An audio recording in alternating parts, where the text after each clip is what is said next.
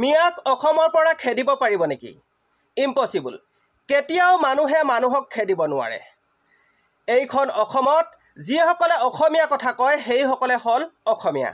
নমস্কাৰ প্ৰিয় বন্ধু বান্ধৱীসকল, আপোনালোকৰ ওচৰলৈ লৈ আহিছোঁ এটা গুৰুত্বপূৰ্ণ প্ৰতিবেদন। প্ৰতিবেদনটো আপোনালোকে প্ৰথমৰ পৰা শেষলৈকে ভালদৰে শুনিব, তেতিয়া সকলো কথা গম পাব। লগতে আপুনি যদি আজি প্ৰথমবাৰলৈ চিহা গগৈ চেনেলটোলৈ আহিছে তেনেহ'লে প্লিজ চেনেলটো ছাবস্ক্ৰাইব কৰি দিব। লগতে প্ৰতিবেদনসমূহ ভাল পালে লাইক কমেণ্ট শ্বেয়াৰ কৰি সহায় সহযোগিতা কৰিব। তেনেহ'লে পলম নকৰোঁ, আহক প্ৰতিবেদনটোৰ মাজলৈ যাওঁ। খেদি দিব লাগে তেনেকুৱা এটা মিয়া খেদা ইম্পচিবল। মানুহ খেদিব পাৰিব নেকি? এটা সময়ত নিমখৰ বাহিৰে একো নাহিছিল অসমলৈ। এতিয়া নিমখৰ বাহিৰে আলু, দাইল, পিঁয়াজ, মাছ, মাংস, কণী, বিচনা চাদৰ খনাই 1228 to 1826 স্বাধীনতা উজনি অসমে ৰাখিছে। Who was in power forget it. পাৱাৰত কোন আছিলে বেলেগ কথা, কিন্তু 1228 পৰা 1826লৈকে স্বাধীনতা উজনিয়ে ৰাখে। মিয়া অসমীয়া এই সমগ্ৰ বিষয়টোক লৈ উজনি আৰু নামনি কেন্দ্ৰিক এক ৰাজনীতি দেখা দিছে।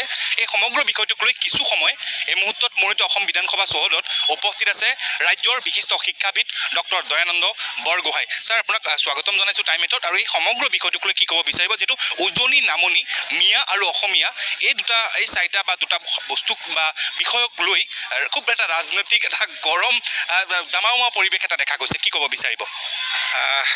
মই আজি এছেম্বলিৰ ভিতৰলৈ আহিছিলোঁ। ডিবেটটো প্ৰায় সংখ্যক চালোঁ আৰু মুখ্যমন্ত্ৰীৰ যিটো লাষ্ট ছাবমিশ্যনটো ভালকৈ চালোঁ। কথাটো অলপ আমি এইটো বস্তুটো বহুদিনৰ আগৰ পৰা অনুভৱ কৰি আহিছিলোঁ যে এনেকুৱা এটা কথা এটা সময়ত হ'ব। সেইটো এতিয়া নহয়, সেইটো ব্ৰিটিছৰ দিনত C.S. মোলানৰ 1931 এটা ৰিপৰ্ট আছে। সেই ৰিপৰ্টৰ মতে আফটাৰ 30 years উজনি অসমৰ শিৱসাগৰ তেতিয়া গোলাঘাটৰ পৰা উদ্যোগৰ আছিলে, কেৱল শিৱসাগৰ জিলাতহে অসমীয়া মানুহ থাকিব এনেকৈ বুলি কৈছিল 1931। এই কথাটো সেই সময়ৰ যিসকল পলিটিকেল লিডাৰ, সেই পলিটিকেল লিডাৰসকলে কথাটো ভালকৈ অনুভৱ নকৰিলে আৰু নেচালে। স্পেচিয়েলি সেই সময়ততো কংগ্ৰেছে পাৱাৰত আছিল আৰু সেই সময়ত কংগ্ৰেছ বুলি ক'লে অপজিশ্যন নাছিলেই। এতিয়া আজি 14 চনৰ পৰা অপজিশ্যন ভাৰতবৰ্ষত আহিছে, অসমতো অপজিশ্যনৰ অলপ গা কৰিছে, কিন্তু ইতিমধ্যে এইটো ডেমেজ হৈ গ'ল। সেই ডেমেজটো ইতিমধ্যে হ'ল। এতিয়া দুটা উপায় আছে যে মুখ্যমন্ত্ৰীয়ে কথাটো কৈছে, সেইটো ৰবীন্দ্ৰনাথে কোৱা কথা যে কিছু দিব লাগে, কিছু ল'ব লাগে, জিন যাবলৈ হ'লে। এই কথাটো মুখ্যমন্ত্ৰী আজি কৈছে। ভূপেন বৰাই গাইছে, ৰবীন্দ্ৰনাথেও ক'লে বুলি ভূপেন বৰাই গাইছে, ভূপেন হাজৰিকাই গাইছে। এতিয়া কথা হ'ল যে সঁচাকৈ যদি এই উজনি নামনি এক হৈ থাকিব লাগে আৰু যদি কাৰো আঘাত নিদিয়াকৈ এটা জাতি হিচাপে পুনৰ গঠন হ'ব লাগে, তেতিয়াহ'লে সঁচাকৈ গিভ এণ্ড টেক কৰিব পাৰিব লাগিব, 1 নম্বৰ কথা। আৰু 2 নম্বৰ কথাটো হ'ল যে যিসকল মানুহক লৈ আজি উজনিয়ে ভয় খাইছে যে ৰিলিজিয়াছ মাইনৰিটি, তেওঁলোকে ইয়াত ডমিনেশ্যন আছেতো এই এৰিয়াটোত, আৰু এই ডমিনেশ্যনটোত উজনিৰ মানুহে ভাবিছে যে তেওঁলোকে ডমিনেট কৰিবই। উজনিৰ মানুহেতো পলিটিক্সটো অলপ বেলেগ ধৰণে কৰিবলগীয়া হ'ব পাৰে বা কৰিবও পাৰে, সেইটো বেলেগ কথা। এতিয়া কথা হ'ল যে হিষ্ট্ৰীটো কি, বুৰঞ্জীটো কি? 1228 to 1826 স্বাধীনতা উজনি অসমে ৰাখিছে। Who was in power forget it. পাৱাৰত কোন আছিলে বেলেগ কথা, কিন্তু 1228 পৰা 1826লৈকে স্বাধীনতা উজনিয়ে ৰাখিছে। আফটাৰ পাৰ্লিয়ামেণ্টাৰী গভৰ্ণমেণ্ট কংগ্ৰেছক ছাপোৰ্ট দিছে উজনি অসমে, আৰু চিন্স 2016 চনৰ পৰা বিজেপিক ছাপোৰ্ট কৰিছে উজনি অসমে। এইবাৰ উজনি অসমে 33জন MLA দিছে বিজেপিক। বৰাক ভেলী আৰু মিডল আছাম এণ্ড লোৱাৰ আছামে 33জন দিছে অনলি, 63 এতিয়া বিজেপিৰ MLA। কিন্তু বাকীসকল ধৰি লওক এতিয়া AGP আৰু UPPL লগ লাগি BPF লগ লাগি গভৰ্ণমেণ্টটো কৰিছে। এই কথাটো এইকাৰণেই খুব বেছি ভাল ধৰণে আগৰ পৰা ভাবিব লাগিছিল যে এই ডিফাৰেঞ্চটো নোহোৱাকৈ কেনেকৈ পাৰি। এতিয়াও হ'ব, জাতি এটা গঠন হওঁতে আগতে 7জন ৰজা এক হৈছে। এতিয়াতো প্ৰব্লেম একো হোৱা নাই, প্ৰব্লেম অকল এটাই হৈছে যে ৰিলিজিয়াছ মাইনৰিটি মানুহ বেছি হৈছে, টি গাৰ্ডেন আছে, টি গাৰ্ডেন প্ৰব্লেমটো নাই। তো ৰিলিজিয়াছ মাইনৰিটিৰ মানুহখিনিয়ে যদি কেনেবাকৈ লগ লাগি এটা জাতি গঠন কৰিবৰ কাৰণে ট্ৰাই কৰে, অসম আকৌ আটাইতকৈ ভাৰতবৰ্ষৰ ভিতৰত ডেভেলপ এখন ষ্টেট হ'ব। এটা সময়ত আপোনালোকে জানে বুলি ভাবিছোঁ only Dibrugarh was the highest revenue paying district of India.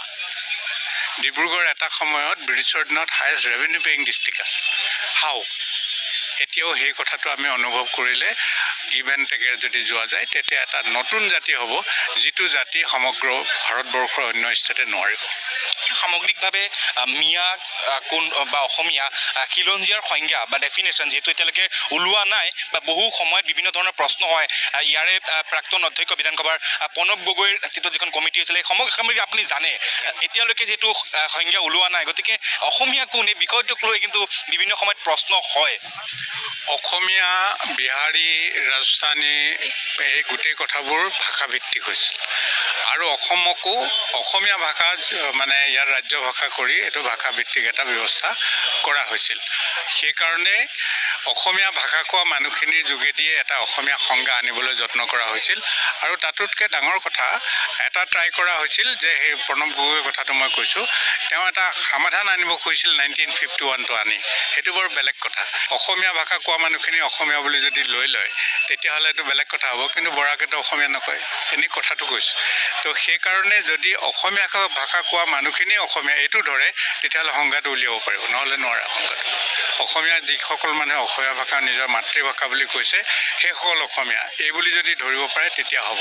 আৰু সেইটো হ'লে ডিৰেক্টলি ডিভাইড হৈ যাব upper Assam and lower Assam. যিহেতু আপাৰ আছামৰ যিখিনি এথনিক মানুহ 1826 চনত যিখিনি মানুহ আছিলে সেই মানুহখিনিতো অসমীয়া হয়। এতিয়া যে কৈ আছে যে এই এথনিক মানুহখিনিৰ স্বাৰ্থটো ৰক্ষা কৰিব লাগে, মানে সেই সময় 1826 চনত ইয়াত যিখিনি মানুহ আছিল তেতিয়া এই ৰিলিজিয়াছ মিয়া মানুহখিনিও অহা নাছিল। সেই মানুহখিনিৰ হেৰিটো ৰক্ষা কৰিব লাগে বুলি আজি বিধানসভাত এইটো মুখ্যমন্ত্ৰী যে কৈ আছে সেই লাইনটো কৈছে। পিছত বহুত দেৰি হ'ল, এতিয়া গিভ এণ্ড টেক লাগিব। এতিয়া সংঘৰ্ষ নে সমস্যাৰ সমাধান বিচাৰে? সমস্যাৰ সমাধান খুব সোনকালে হ'ব, খালি গোটেই বস্তুখিনি অন সেইটো কি হিউমেনিটেৰিয়ান গ্ৰাউণ্ড বুলি নহয়, অন হিউমেনিটেৰিয়ান বেচিছ, যে মানুহ মৰিলে হিন্দু হৈ নাথাকে, মানুহ মৰিলে মুছলিম হৈ নাথাকে, মানুহ মৰিলে মৰা হয়। এই ফিলিংছটো যদি আনিব পাৰে তেতিয়া মুছলমানেও পাৰিব, হিন্দুও পাৰিব। মিয়া খেদাও, মিয়াক খেদি দিব লাগে তেনেকুৱা এটা মিয়া খেদা ইম্পচিবল। মানুহ সেইটো আপুনি বাৰী এখনত 10জনী ছাগলী ভৰাই লওক না আৰু খেদকচোন এটা ৰাস্তাত চাওঁ, পাৰিব? মানুহক খেদিব পাৰিব নেকি? মানুহ জিন যোৱাব লাগিব, আৰু যদি জিন যাব খোজা যিখিনি মানুহে যোৱাব খোজে সেইখিনি, আৰু জিন যাব খোজাখিনি যদি বহল অন্তৰেৰে কাম আৰম্ভ কৰা হ'ব, নহ'লে নহয়। জনগোষ্ঠীয় সংগঠনসমূহৰ যিখিনি কাম কাজ শেহতীয়া যিখিনি দাবী, এই দাবীখিনি আপুনি কিদৰে দেখিছে? এইখিনি তেওঁলোকে ভয় খাই কৰিছে। আৰু এটা কথাত বেগিং এপলজি টু দি আদাৰ হেৰি, মই কৈছোঁ এটা ভালেই হৈছে। এটা সময়ত নিমখৰ বাহিৰে একো নাহিছিল অসমলৈ, এতিয়া নিমখৰ বাহিৰে আলু, দাইল, পিঁয়াজ, মাছ, মাংস, কণী, বিচনা চাদৰখন আহে। জাতি এটা ৰ'ব। সেইকাৰণে যদি পাৰে নিজকে অলপ মানে জীয়াই থাকিব পৰাকৈ কৰিব পাৰিলে ভাল হয়। আৰু এই যিটো হেৰি আহিছে এইটো মই ভাবিছোঁ এইটো ভালেই হৈছে জীয়াই থাকিবৰ কাৰণে। Okay, thank U.